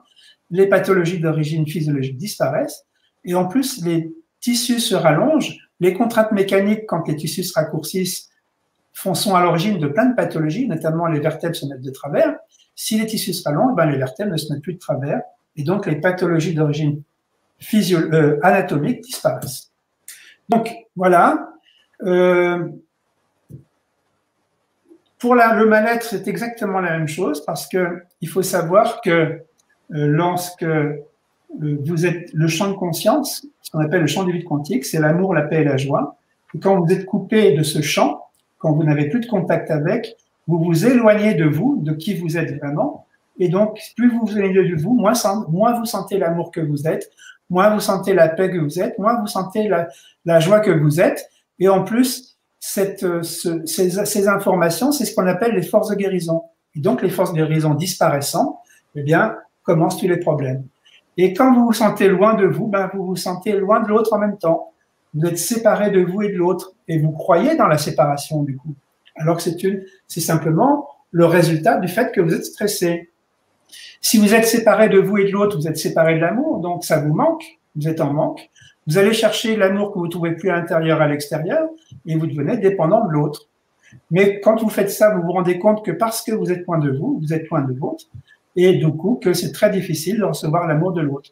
Si par hasard vous arriviez à en recevoir, eh bien, vous deviendriez dépendant de l'autre à l'extérieur, et donc ça, c'est extrêmement désagréable, ça s'appelle le mal-être. Et donc, mais c'est un mécanisme qui se reproduit et on ne peut pas vivre sans. On pense ne pas pouvoir vivre sans. Voilà, c'est de ce cercle vicieux que nous allons sortir et que je peux vous aider à sortir. Donc, allons-y pour l'évolution. La cause de la cause de la cause, c'est donc l'involution.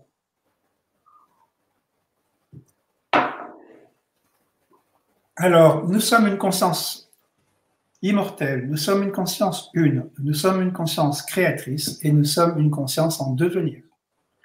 Cette conscience, elle est évolutive. Donc, Rupert Sheldrake, à son époque, avait amené cette hypothèse qui s'est vérifiée par la suite. Les champs morphiques, individuels et collectifs, sont envisagés dans un esprit évolutionniste, ce qui n'est pas le cas des autres champs de la physique.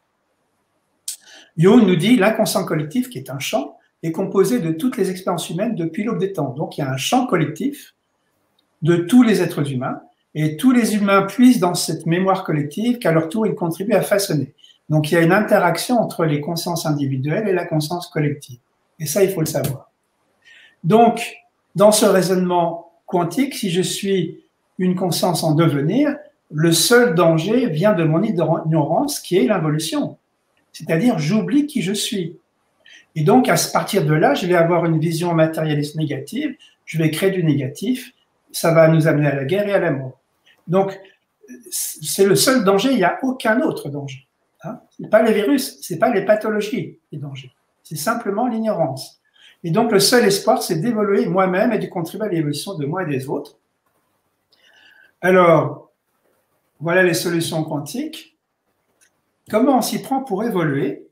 Comment ça se passe une involution? J'ai envie de passer à la suite. Pour pouvoir évoluer, il va falloir qu'on joue à ce qu'on appelle le jeu de l'éveil. C'est ce que les sages appellent le jeu de l'éveil en tous les cas.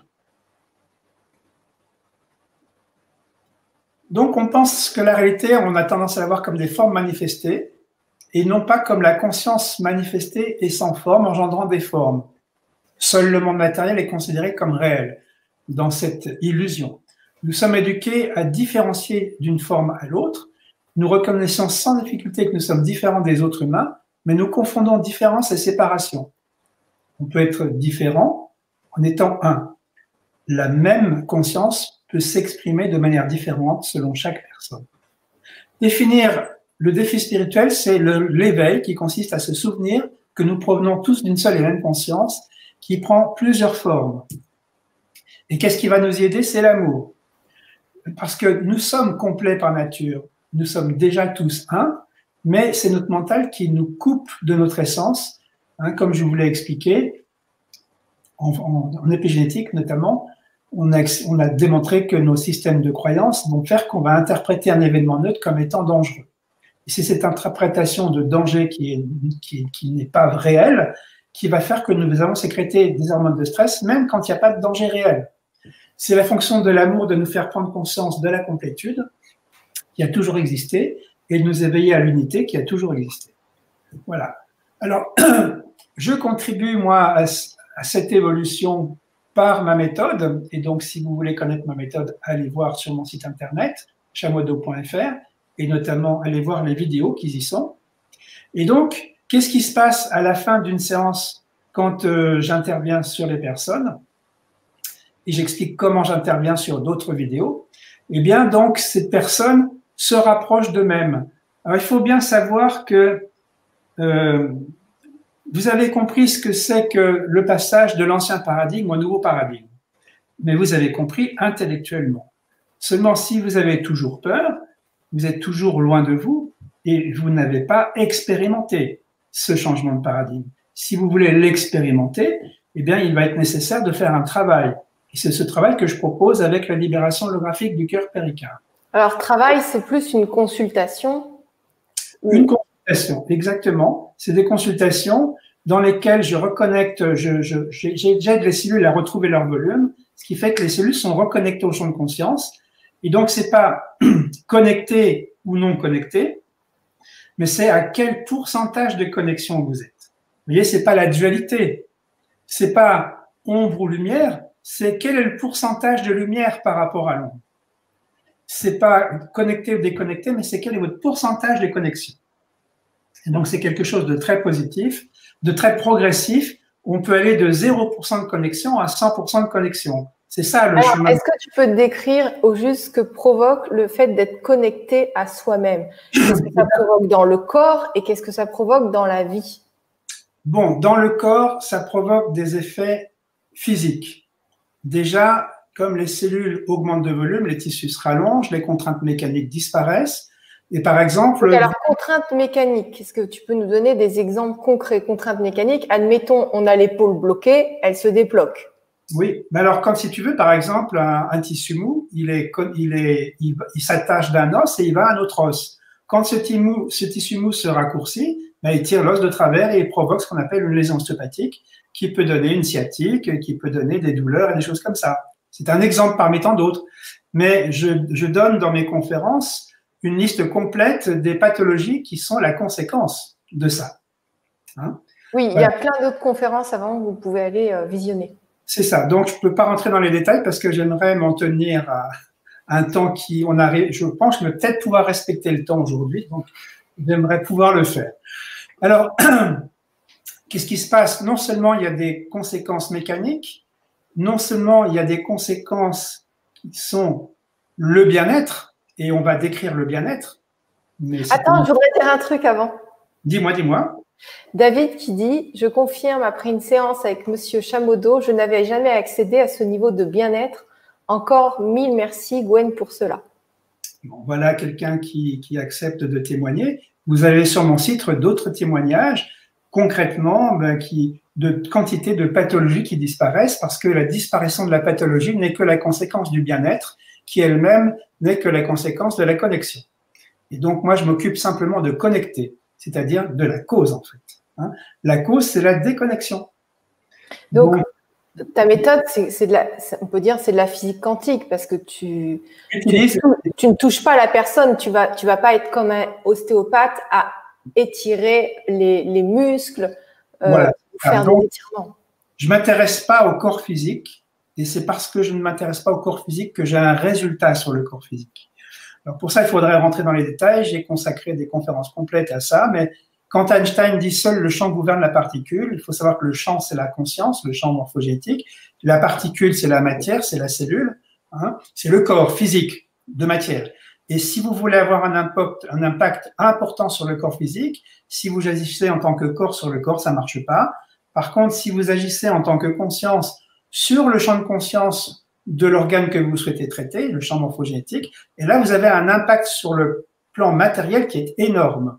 C'est pour ça que j'ai un résultat sur le plan matériel, sur les pathologies matérielles, qui est vraiment très intéressant et parfois même spectaculaire. Faut juste partager qu'il n'y a rien de mystique. Et je vois dans les commentaires, c'est donc miraculeux pour les pathologies. C'est pas miraculeux, c'est propre à chacun selon le degré où vous pouvez vous détendre. Donc, ce qu'aide Jean-Pierre pour démystifier, hein, c'est de détendre la conscience et le corps, qui fait que, étant donné que vous êtes totalement détendu, vous allez avoir de la clarté, vous allez vous sentir, enfin, tout le corps peut se régénérer et se réparer tout seul. Voilà, il vous donne juste l'opportunité de détendre tout ça. N'oublions pas que quand on reconnecte les cellules, elles reçoivent à nouveau le mode d'emploi, qu'elles fonctionnent à nouveau normalement. Elles savent tout déjà.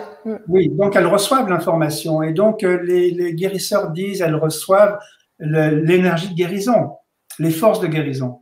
Et donc, moi, j'ai jamais guéri qui que ce soit, mais je remets en contact les gens avec leurs propres forces de guérison, et c'est eux-mêmes qui se guérissent parce qu'ils sont à nouveau en contact avec leurs forces de guérison.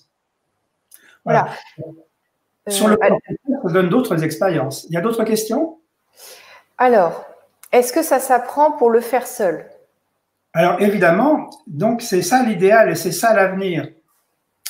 Si vous étiez que des corps de matière et des cerveaux de matière, pour arriver au stade où j'en suis, il vous faudrait plus de 40 ans. Mais il se trouve que vous êtes des consciences et la même conscience que moi. Vous êtes déjà omniscient, c'est-à-dire vous savez déjà tout. Et il suffit de réveiller quelques mémoires pour que vous compreniez, que vous fassiez. Autrement dit, si vous faites une formation avec moi, en 6 week-ends de 3 jours, vous savez faire tout seul. Et si vous savez faire tout seul, c'est comme une tarte aux fraises. Ce qui est important, c'est pas pour qui vous la faites, la tarte aux fraises, c'est est-ce que vous ayez la bonne recette et qu'elle soit bonne. Après, une fois qu'elle est faite, que ce soit pour vous et pour l'autre, c'est la même chose. Là, c'est la même chose. Grâce à la physique quantique, au principe numéro 4 qu'on appelle intrication, on peut faire des soins à distance et on peut se soigner soi-même. On peut soigner les autres, on peut soigner soi-même et on peut soigner les autres à distance. Et ça n'a rien de mystérieux, c'est simplement le 4e principe de la physique quantique qui est mis en application. Donc, grâce à la physique quantique… Oui, alors attends, si on veut faire ça tout seul, tu transmets quand même cette connaissance-là. Alors, bon, il y a des choses, si vous voulez faire tout seul, il faut faire la formation. Maintenant, quand quelqu'un vient chez moi et qu'il a un résultat spectaculaire, comme le monsieur en a témoigné tout à l'heure, il est gourmand, il a envie d'entretenir ça. Alors, moi, je lui donne un texte à lire à haute voix pour qu'il entretienne l'ouverture et la connexion des cellules. Ça va le rendre un petit peu autonome, mais malgré tout, on n'est pas encore dans un monde d'amour. Il y a encore beaucoup trop de gens qui croient dans la séparation et dans la guerre pour qu'on ne soit plus stressé. Donc forcément, si j'arrive à vous reconnecter, si un jour vous êtes stressé et que vous êtes agressé, vous allez sécréter des hormones de stress et vos cellules vont se refermer. Il va falloir recommencer. Donc finalement, la solution, c'est d'une part de reconnecter des cellules qui sont déconnectées. Ça, c'est d'agir vraiment sur les choses concrètes.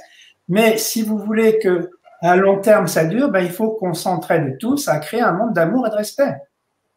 Et ça veut dire qu'il faut qu'on évolue. Donc, quand vous faites le soin, vous allez mieux, vous sentez le bien-être, les pathologies disparaissent, mais en même temps, vous évoluez. Et là, bon, j'ai eu le cas d'une personne, il y a 3 jours. J'ai eu 2 personnes cette semaine qui ont été extraordinaires parce que quand vous êtes connecté à votre champ de conscience, qui est l'amour, qui est la paix, qui est la joie, mais qui en même temps est la puissance, vous sentez la puissance que vous êtes, vos perceptions changent et vos comportements changent. Quand vous avez très peur, vous êtes soumis, vous êtes des esclaves, vous êtes bien obéissants et vous n'osez pas dire non. Quand vous sortez d'une de mes séances, il y a 2 personnes cette semaine qui, en sortant de la séance, il y en a une jeune femme notamment, qui avait oublié d'aller chercher quelque chose, donc qui est allée chercher, qui est revenue. Et pendant qu'elle est allée chercher ce qu'elle voulait, elle s'est fait agresser par une femme. Et donc, elle revient complètement effondrée en me disant « Oui, j'étais bien, maintenant je me suis fait agresser. » Et je lui dis « Mais ça s'est passé comment ?» Et elle me répond « Mais je l'ai envoyé paître d'une façon vraiment très importante. Je me suis pas laissé faire. Hein. » Et je lui dis, oui, mais habituellement, vous réagissez comment? Bah oui, habituellement, je dis rien et je me contente de recevoir l'agression. Et je lui dis, mais vous vous rendez compte que ce que ça veut dire là? Ça veut dire que ben, vous êtes encore bien puisque vous avez su vous défendre. Vous avez su dire non à cette dame. Vous avez su vous protéger. Et ben pour ça, ça veut dire que vous êtes plus proche de vous, que vous êtes plus proche de la puissance que vous êtes. Si vous préférez, de l'âme que vous êtes, ou si vous préférez, du champ morphogénétique ou du champ du vide quantique que vous êtes. Les mots sont différents, mais la réalité est la même. Alors, j'ai au moins 3 questions. J'en ai retrouvé une de Anna qui dit « Comment changer cet inconscient négatif ?» Cet inconscient négatif. Alors, on parle à un niveau individuel ou on parle à un niveau collectif? Alors, je ne sais pas, peut-être Anna, tu peux préciser. J'imagine que c'est… niveau individuel. Parce qu'il faut savoir que si quelqu'un se libère de croyances négatives, de conditionnements négatifs, il aide tous les autres à se libérer de ces mêmes conditionnements. Donc, quelqu'un qui travaille dans cette direction va tirer l'humanité vers plus de liberté. Mais par contre, si on s'y mettait tous, ça irait beaucoup plus vite.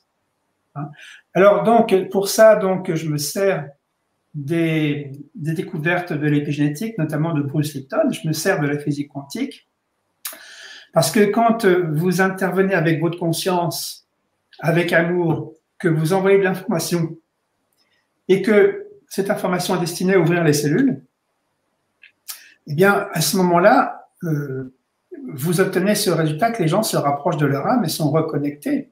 Et donc, au même moment où la cellule s'ouvre et se remplit d'eau et donc d'informations positives, eh bien, au moment où la cellule s'ouvre, les informations négatives qui étaient stockées dans la cellule après le traumatisme sortent de la cellule. Et il se trouve que quand les informations sortent de la cellule, ça veut dire qu'on a fait un bon travail, mais ces informations négatives restent bloquées dans les corps subtils. C'est pour ça que dans un deuxième temps, je retire les informations négatives qui sont dans les corps subtils et je les détruis de telle sorte que eh bien, les gens en soient libérés. J'espère que j'ai répondu à la question. Oui, tout à fait. Et nous avons… Alors, il y a des questions que je n'arrive pas à retrouver du début. On avait posé des questions et… Oui. Par contre, il y en a une de Christine qui dit « Je le ferai bien, mais Jean-Pierre est loin. Sinon, sans hésiter, je suis adepte de ces méthodes. » Alors, je viens de dire que je fais des soins à distance pour les gens qui ne peuvent pas se déplacer et que j'utilise le 4e principe de la physique quantique et que ça marche très bien. Donc, j'ai le même résultat à distance. C'est vrai que j'aime bien voir les gens, mais quand ils ne peuvent pas se déplacer, eh bien, j'ai exactement les mêmes résultats. Voilà. Ok, alors ceux pour lesquels je n'ai pas posé les questions, surtout n'hésitez pas à copier-coller, que je puisse retrouver la question. Ah oui, Mireille qui dit une formation à distance ou via Internet? Non, la formation, c'est en présentiel parce que il faut que je vous montre des choses, que je vous supervise, que je vous regarde. Et c'est vraiment quelque chose qui est en présentiel. Autant les consultations peuvent être à distance, autant la formation est forcément en présentiel. Et Jean-François qui dit « Pourrait-on soigner une hyperthyroïdie avec cette méthode ?» Alors, je réponds toujours de la même manière quand on me demande si je peux soigner le cancer, l'hyperthyroïdie ou ce que vous voulez, une sclérose en plaques, peu importe. Je vous dis, je m'en fous complètement de la pathologie. Rappelez-vous que les pathologies n'existent pas et que si je commence à croire que votre pathologie existe, je la crée et que si je lutte contre votre pathologie, je la fais augmenter au lieu de la faire diminuer. Donc, c'est justement parce que je ne m'occupe pas de ces pathologies et que je m'occupe du bien-être cellulaire que ces pathologies disparaissent. Alors maintenant, pour répondre plus précisément, en physique quantique, tout est possible, c'est-à-dire on peut guérir effectivement, mais rien n'est sûr. Autrement dit, je vais pouvoir vous donner une probabilité, mais je ne pourrais pas vous donner de certitude, tout simplement parce que la réalité n'est pas déterminée à 100% et que c'est les consciences qui déterminent la réalité. Donc, ça veut dire que si la réalité, quand on observe, eh bien, on fait un choix, on va créer une réalité différente. Chaque observateur peut créer une réalité différente. Voilà. Donc, voilà pourquoi on ne peut pas dire à 100% qu'on est sûr du résultat. Ça n'existe pas, de toute manière. Est-ce que j'ai répondu ?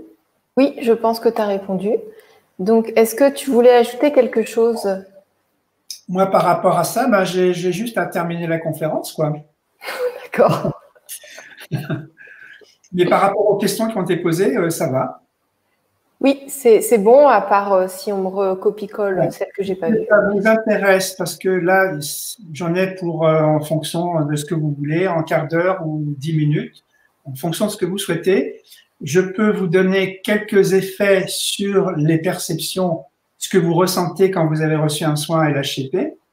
Mais après, surtout, je peux vous dire ce qui se passe quand vous progressez sur ce chemin vibratoire de prise de conscience, de quand vous vous rapprochez de votre âme ou quand vous vous rapprochez du champ, il se passe des choses à plein de points de vue et qui changent complètement votre vie.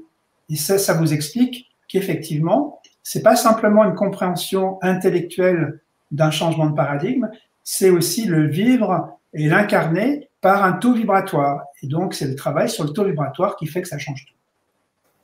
Donc, est-ce que vous voulez que j'aille directement à ce travail sur le taux vibratoire ou est-ce que je vous explique un peu ce qui se passe en général à la fin d'une séance dans mon cabinet? Alors, j'attends leur retour. Ouais. En attendant, donc il y a Michael qui dit pour du psoriasis, j'ai toujours du mal avec ce mot-là. Ouais, par exemple, faut-il plusieurs séances? Donc, je sais que tu as déjà répondu. Ouais. Alors, ça dépend. C'est oui et non. Une séance ou plusieurs, ça dépend des gens. Ça dépend de plein de choses. Donc, je ne peux pas répondre à cette question. Malheureusement, il aimerait bien que je lui donne un chiffre exact, mais je ne peux pas. N'oubliez pas que la réalité est indéterminée, donc je ne peux pas savoir à l'avance ce qui va se passer.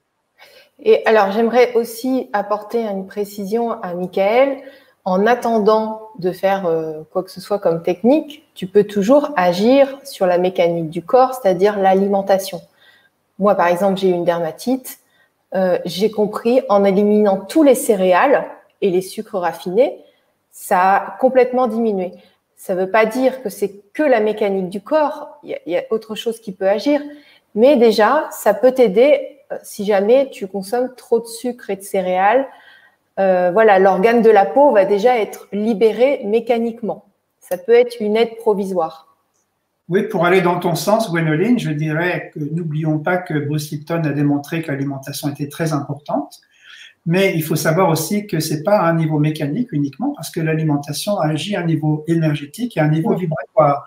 C'est-à-dire que par l'alimentation, on peut élever son taux vibratoire. Il ne faut pas oublier ça. Et donc ça contribue à l'évolution, tout à fait. Donc l'alimentation est très importante. Alors, il y a plusieurs personnes qui disent de finir la conférence, s'il vous plaît. Et oui, ce serait intéressant de passer l'élévation du taux vibratoire. Et il y a une autre personne qui dit oui pour une fin de séance. Mais en fait, il l'a déjà expliqué dans plein de conférences. Alors, j'ai expliqué dans une conférence, effectivement, les effets que les gens ressentent à la fin d'une séance. Donc, je préfère m'appesantir maintenant sur l'aspect vibratoire, sur l'aspect des perceptions et des comportements qui changent. OK. Donc, si vous voulez savoir exactement ce qui se passe à la fin d'une séance, allez voir sur mon site la vidéothèque et vous allez voir la conférence qui correspond à ça. Donc, on va tout de suite arriver à ce fameux tableau. Et vous voyez en bas de ce tableau, vous voyez des vibrations. Donc, quand on parle de fréquence, c'est le nombre de pulsations à la minute. Ou à la seconde, si vous voulez, c'est la même chose. Bon, imaginons que chaque colonne représente un espace-temps. Vous voyez que dans la colonne de gauche, il n'y a que 2 ondes pour l'espace-temps que vous avez. Mais dans la colonne qui est tout de suite à droite, vibration lourde, vous avez 4. Donc la fréquence est plus élevée. Dans celle qui est juste après, vibration moyenne, vous avez 6 pour le même laps de temps. Donc ça devient une fréquence plus élevée, etc. Et plus on va vers la droite, plus on monte en vibration. Voilà ce que c'est que de monter en vibration. Si vous voulez une référence par rapport aux sages, c'est ce qu'on appelle l'ascension. Et ça se traduit par quoi quand vous faites une séance avec moi? Ça se traduit par le fait que vous vous sentez léger. Donc, plus vous vous sentez léger, plus la fréquence augmente et plus vous vous déplacez sur le tableau vers la droite. Et plus vous évoluez, bien entendu, et plus vous vous rappelez qui vous êtes. Et plus vous vivez l'expérience de qui vous êtes. Alors, ça se traduit par quoi concrètement? Au niveau du comportement, il faut savoir que nos comportements, on n'en est pas libre et que nos comportements correspondent au taux vibratoire. C'est-à-dire que si vous êtes dans la colonne de gauche, vibration très lourde, vous n'avez pas d'autre choix que de vous comporter en esclave, c'est-à-dire d'être soumis et d'obéir à ce qu'on vous dit. Donc, si le gouvernement vous demande de porter des masques, si vous avez 100% de peur, vous êtes obligé de porter un masque et vous n'avez pas d'autre choix que de faire ça. Alors, les gens qui ont moins peur et qui sont rebelles, qui sont dans la case numéro 2, la colonne numéro 2, vibration lourde, ils deviennent rebelles, c'est-à-dire qu'ils n'ont pas d'autre choix. Leur comportement est directement lié à leur taux vibratoire. Donc, ces gens-là, forcément, vont dire que les esclaves sont des moutons. Mais les esclaves vont dire que les rebelles sont des complotistes. Et voilà, et donc ça va faire que les esclaves vont faire la guerre aux rebelles, alors que les deux sont les victimes des mêmes causes. Donc évidemment, ce n'est pas la solution que de se faire la guerre, on l'a bien vu en physique quantique. Alors donc, si vous augmentez encore, eh bien, de rebelle, vous devenez un tyran, c'est-à-dire que vous allez imposer votre vue des choses aux autres. Et donc, finalement, c'est la course au sommet de la pyramide. On est dans la recherche du pouvoir, finalement. On est dans une structure pyramidale dans laquelle tout le monde cherche à être au sommet de la pyramide. Il est évident que tout le monde n'est pas au sommet de la pyramide. Il n'y en a qu'un seul au sommet de la pyramide et c'est lui qui tire toutes les ficelles. Alors, de toute manière, on n'y arrive pas parce que cette structure pyramidale n'est pas viable et c'est elle qui nous amène directement à la mort. Mais ça, vous voyez que c'est lié à un taux vibratoire. Et donc, j'ai mis entre la 3e et la 4e colonne 2 traits parce que c'est là qu'il y a un saut quantique à faire. C'est ce saut quantique dont je vous parle.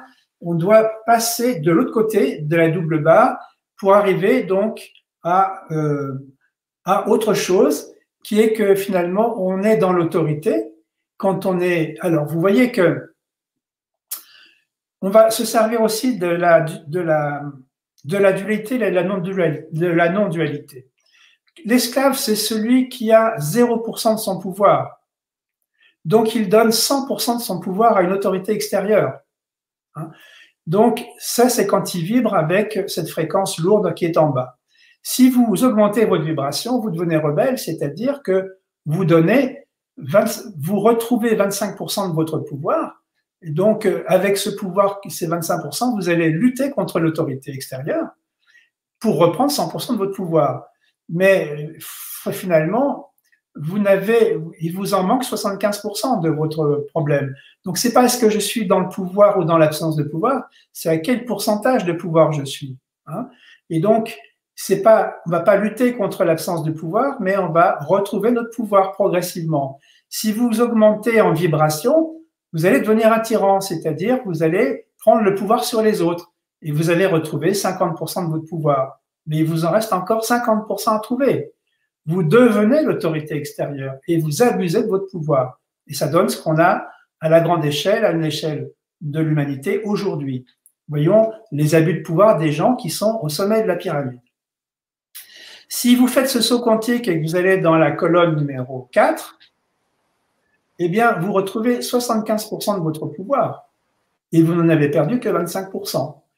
Donc, vous avez retrouvé votre pouvoir, mais cette fois-ci, vous n'en abusez plus. Et vous le mettez au service de l'autre. Mais vous n'avez que 75% de votre pouvoir. C'est pour ça que si vous montez encore en vibration, vous arrivez à 100% de votre pouvoir, mais là, vous expérimentez l'unité. Et vous savez que vous le mettez au service de la vie qui est une, parce qu'il n'y a pas de différence entre vous et l'autre. Voilà ce qui se passe. Donc, vous voyez que c'est une progression en fonction du taux vibratoire. Donc, vous progressez par rapport au pouvoir, mais par rapport à l'amour aussi. Il faut savoir que la peur n'existe pas. La peur, ce n'est que l'absence d'amour, si on est dans la non-dualité. Et donc, quand vous êtes à une vibration très basse, vous êtes à 0% d'amour et 100% de peur. Et donc, 0% d'amour, pourquoi? Parce que vous faites la guerre contre vous quand vous êtes l'esclave. Vous faites la guerre contre vous pour obéir aux ordres du tyran. Et la guerre la plus violente, c'est celle que vous faites contre vous. Jean-Pierre, oui. Donc il y a une personne qui demande, peut-on retrouver ce schéma quelque part? Est-ce que c'est vrai que c'était… D'accord. Non, vous pouvez le trouver nulle part, mais vous pouvez faire une capture d'écran si vous l'avez sur votre Non, écran. c'est très petit. Peut-être tu pourrais le mettre sur ton site quelque part, non? Alors, j'envisagerais de le mettre sur mon site. D'accord. Et autrement, il y a quelques questions. Est-ce que c'est le bon moment pour toi pour les prendre? Vas-y, pas de problème, bienvenue. Alors, Black qui dit, alors comment s'unir vraiment en conscience? Ça veut dire quoi cette question? S'unir en conscience. Ça veut dire se rapprocher de soi et de l'autre en même temps. C'est exactement ce que je suis en train de vous expliquer. Il faut monter sur le plan vibratoire. Ok. Donc, comment vous montez sur le plan vibratoire? Alors, c'est le travail des sages. Je ne suis pas un sage, je suis simplement un chercheur qui a trouvé des astuces pour faciliter cette évolution et l'augmentation du taux vibratoire. En aucun cas, je suis un sage, bien entendu. Alors, Maëlle qui dit, que penser des hyper-électrosensibles, responsables ou non? C'est vrai que si vous êtes plus précis dans vos questions, ça va nous faciliter les réponses. Oui. Donc, vous êtes, alors, du point de vue matérialiste, vous êtes la pauvre petite victime de ce qui se passe, c'est-à-dire d'une société qui a mis en place des pollutions électromagnétiques qui sont terribles. Mais du point de vue de la physique quantique, vous avez créé cette société. Et donc, ce qui est demandé là, c'est l'opportunité de faire une prise de conscience pour créer autre chose. Parce que si nous sommes tous à croire que notre intérêt personnel prime par rapport à l'intérêt de l'autre, nous entretenons ce que nous sommes en train de vivre et qui va nous amener à la mort. C'est pour ça que André Malraux dit le 21e siècle sera spirituel, ne sera pas. Donc, le fait de ne pas être évolué fait que vous êtes créatrice de quelque chose de négatif. C'est pour ça que vous avez intérêt à évoluer et que nous avons tous intérêt à nous entraider à évoluer pour tous monter en vibration. Voilà, c'est pour ça qu'on fait ces émissions ce soir ou les autres émissions, en fait. C'est pour s'entraider. C'est pour partager la connaissance aussi. Alors, donc, pour reprendre le tableau, à moins qu'il y ait d'autres questions. Non, il n'y a pas d'autres questions. Bon, donc, la peur n'est que l'absence d'amour. La peur n'existe pas. Donc, c'est vrai que quand vous vibrez très bas, vous êtes à 0% d'amour et vous êtes à 100% de peur. Mais si on augmente en vibration, on voit qu'on a un peu moins. Il y a 25% d'amour et donc 75% de peur. Et donc, à ce moment-là, vous avez suffisamment d'amour, les 25%, pour faire la guerre contre l'autre au lieu de la faire contre vous. Mais vous avez 75% de peur qui fait que vous faites la guerre contre l'autre. Or, comme vous n'avez pas compris que vous êtes un, quand vous faites la guerre contre l'autre, c'est contre vous que vous la faites. Mais effectivement, si vous prenez un flingue, ça fait plus mal quand vous tirez contre vous que quand vous tirez contre l'autre. Autrement dit, vous êtes plus malade quand vous êtes esclave que quand vous êtes rebelle. Mais ça n'empêche que quand vous tirez contre l'autre, vous vous rendez malade quand même. Moins qu'en étant esclave, bien entendu. Et si on monte en fréquence, vous êtes à 50% d'amour, 50% de peur, et bien donc vous êtes dans l'amour de vous au détriment de l'autre, et donc vous êtes dans le détriment de l'autre que vous voulez rendre esclave. Voilà tout à fait le tyran dans 50% d'amour et 50% de peur. Et là où c'est intéressant, c'est que vous vous rendez compte qu'un tyran est plus dans l'amour qu'un esclave. C'est peut-être bizarre, mais c'est comme ça. Si vous augmentez encore, vous êtes dans la colonne numéro 4, eh bien, vous voyez que vous arrivez à 75%, vous êtes d'amour et donc vous êtes dans l'amour de vous et de l'autre. Hein? Mais quand vous êtes à 100% d'amour et 0% de peur, vous savez que l'autre est vous, et donc quand vous aimez l'autre ou vous, c'est exactement la même chose, puisque vous aimez la conscience universelle, rien d'autre. Hein? Donc voilà, vous voyez que c'est cette non-dualité qui permet de comprendre cette évolution progressive en fonction du taux vibratoire. Et donc, même chose pour la paix et la guerre. La guerre n'existe pas, ce n'est que l'absence de paix. Donc, toujours la même chose dans la colonne de gauche, 0% de paix, 100% de guerre. Et vous voyez que plus vous allez à droite, plus vous augmentez la paix, plus vous diminuez la guerre. Quand vous arrivez à 100%, vous êtes forcément à 100% de paix. C'est-à-dire, vous avez fait toute la lumière. Hein? Et donc, même chose pour la lumière. Hein? Donc, de gauche à droite, vous avez de 0% de lumière à 100% de lumière. En fait, l'ombre n'existe pas. La ligne ombre, elle n'a aucune raison d'exister, puisque l'ombre n'existe pas. Alors, Jean-Pierre, il y a une question. Qu'est-ce que vous appelez vibration? Est-ce qu'on peut clarifier ça? Une vibration, c'est une onde. C'est une onde. C'est une onde électromagnétique, par exemple, est une vibration. Oui, mais concrètement, dans… Ben, une courbe sinusoïdale, elle est représentée dans les sciences classiques par une courbe sinusoïdale. Vous voyez ce que c'est qu'une courbe sinusoïdale? Oui, ça, comme ça. C'est les courbes que vous avez en bas. Oui, mais alors, comme tu l'utilises souvent, quand on dit monter en vibration, la vibration d'une personne, la vibration d'une guitare. Par exemple, quand vous avez une guitare, si vous tendez la corde, elle devient de plus en plus aiguë. Autrement dit, la fréquence augmente. Le son qui est émis augmente de fréquence. Alors, voilà. Est-ce que ça vous est, c'est OK pour vous, cette explication? Alors, il va nous dire, mais c'est bien de clarifier quand il y a un mot qui n'est pas totalement intégré. Et donc, on nous pose la question aussi, sur quelles données avez-vous pu concevoir ce tableau? Tu t'es aidé de quoi? Sur quelles données avez-vous pu concevoir sur ce tableau? De quoi tu as pu t'aider pour faire réaliser ce tableau? Alors, je me suis aidé d'un tableau qui existait déjà et que j'avais déjà fait avant et que j'ai comparé à celui de Guylaine Langto et que j'ai vu que c'était exactement le même. Et puis après, c'est toute mon expérience qui a fait que j'ai rajouté au fur et à mesure. Vous voyez, avant, j'avais pas le blanc et le gris. J'étais pas dans la non-dualité et dès que j'ai découvert la dualité, j'ai pu améliorer ce tableau et au fur et à mesure, si vous voulez. Donc ça, c'est toute une vie de recherche qui m'a amené à ce résultat-là. Oui, alors Jean-François, il dit oui, mais au niveau du corps, donc augmenter la vibration du corps. Et vous voyez bien, quand vous augmentez votre vibration, c'est votre énergie vitale. C'est ça la vibration. C'est quand on dit vibrer haut, ça veut dire que vous allez être plus léger dans votre manière d'agir, les gestes, peut-être réfléchir plus vite, avoir plus de vitalité, de dynamisme. Voilà, est-ce que c'est des exemples? Ça se traduit par Alors, si vous voulez, quand on est dans une vibration très lourde, on est très dense. Alors que quand on est dans une vibration très légère, la densité diminue beaucoup. Les sages parlent d'ascension. C'est lié à la légèreté. Donc, plus on vibre avec une fréquence élevée, plus on se sent léger. Et donc, ça… Oh, pardon. Je n'ai pas d'expérience concrète de la 5e colonne, hein, parce que je ne suis pas encore arrivé à ce niveau-là, mais les gens qui ont vécu ça parlent du corps de lumière, par exemple. Le corps n'est plus matériel à ce niveau-là, par exemple. Alors, on va terminer la 5e colonne, parce que normalement, on aurait dû terminer il y a une demi-heure. Ah oui, ben là, c'est pratiquement terminé. Et donc, si vous lisez ce tableau, ben, unité, dualité, c'est la même chose. On passe de 0% d'unité à 100% d'unité, de gauche à droite. Responsabilité et irresponsabilité, ben, on passe de 0% de responsable dans la colonne gauche à 100% responsable. Et donc, bien-être et santé et connexion, ben, il y a 0% de bien-être et de santé dans la colonne de gauche et il y a 100% de bien-être et de santé dans la colonne de droite. Donc, voilà un petit peu, le tableau est terminé. Voilà. D'accord. Et donc, on peut conclure quand tu veux.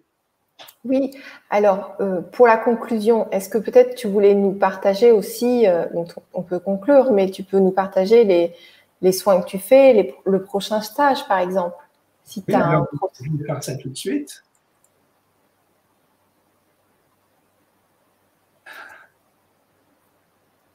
Voilà, donc, si vous êtes intéressé, je donne des consultations à Paris du 28 au 30 septembre et à Lausanne en Suisse du 8 au 9 septembre. Sachez aussi que ma formation, c'est 6 stages de 3 jours et qu'il y a 2 stages, deux stages numéro 1, vous êtes obligé de commencer par le numéro 1. Il y a un premier stage du 20 au 22 novembre au Sable d'Olonne et un autre du 13 au 15 octobre en Italie, dans les Pouilles, à Ostany exactement. Voilà. Sachant que toi, tu es basé au Sable d'Olonne et que vous pouvez aussi recevoir des consultations au Sable d'Olonne. Donc, les consultations, vous voyez, elles sont au Sable d'Olonne, à Paris et en Suisse. Voilà. Donc, pour conclure maintenant, ben, si je vais revenir en arrière, quand vous avez fait ce chemin d'évolution, vous allez comprendre ce que veut dire Amma quand elle nous raconte une histoire. Comment savez-vous que la nuit est terminée et qu'il fait jour? Alors, plein de personnes donnent des réponses erronées. Et le maître sourit, il dit, quand vous voyez en tout homme un frère et en toute femme une sœur, c'est la fin de la nuit et le début du jour. Jusque-là, même si le soleil illumine la terre en plein midi, c'est la nuit et vous êtes dans les ténèbres. Donc la véritable lumière, c'est l'intégration, la compréhension d'une part et l'intégration par l'expérience de l'unité. Voilà. Et donc, quand vous vivez cette expérience et que votre taux vibratoire monte, vous vous rapprochez de vous, mais vous êtes l'amour. Donc vous sentez l'amour que vous êtes et vous sentez que vous avez une envie naturelle de contribuer au bien-être de tout le monde, de contribuer à l'évolution de tout le monde. Et il y a déjà plein de gens qui ont fait ça. Regardez le Dalai Lama. J'appelle l'amour et la compassion une religion universelle. Telle est ma religion. Ama, my religion is love. Ils sont tous les mêmes. Et quand on arrive à ce taux vibratoire, on arrive tous à être dans la contribution du bien-être de tous. Donc, je vous les montre rapidement, mais chacun a contribué au bien-être de l'humanité à sa manière. Ah, Mozart, bon, John Lennon également. Et donc, si vous voulez vous remonter le moral, allez voir ce film demain, hein, parce que vous verrez qu'il y a des tant de quantités de gens qui sont évolués, qui sont géniaux et qui mettent leur génie au service de l'humanité, pas uniquement pour détruire et pour profiter de l'humanité, mais pour veiller à son développement, son épanouissement et son bien-être. Ça existe. Il y a plein de gens, c'est la majorité des gens, il faut le savoir. Voilà, et puis si vous voulez continuer d'augmenter votre taux vibratoire, que ce soit par l'alimentation, en bougeant, en vous amusant avec vos amis, vos proches, et aussi en regardant des choses, on va dire, qui vont plutôt vous mettre en joie ou vous faire du bien. Parce que regarder le soir des films un peu désagréables ou des médias, c'est pas l'idéal pour avoir un taux vibratoire élevé. Donc, c'est vrai ce que tu dis, je rebondis là-dessus parce qu'il est important.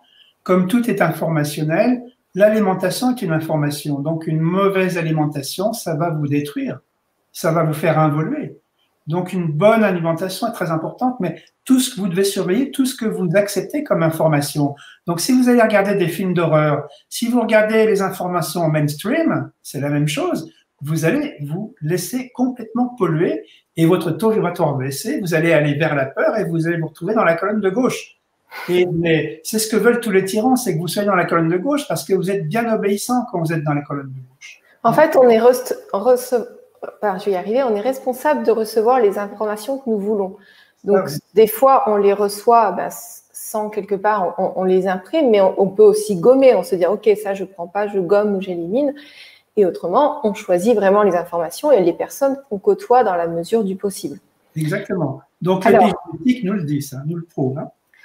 Alors, les amis, si cette vidéo vous a plu ou si vous avez appris des choses et que vous voulez le partager, surtout n'hésitez pas. Ça aidera à référencer la chaîne et à faire connaître Jean-Pierre. De toute manière, les personnes apprendront des informations. Et merci pour tous vos messages. Merci Jean-Pierre pour toutes ces informations à chaque fois que tu nous partages avec beaucoup de temps de préparation. Tu mets beaucoup de temps à préparer ça, donc c'est très gentil de ta part. Oui, et n'hésitez pas à visiter le site de Jean-Pierre. Toutes les informations sont sous la vidéo. Et vous avez d'autres vidéos qu'on a fait précédemment qui sont très intéressantes. On vous embrasse, on vous souhaite une belle soirée et on vous dit à très bientôt.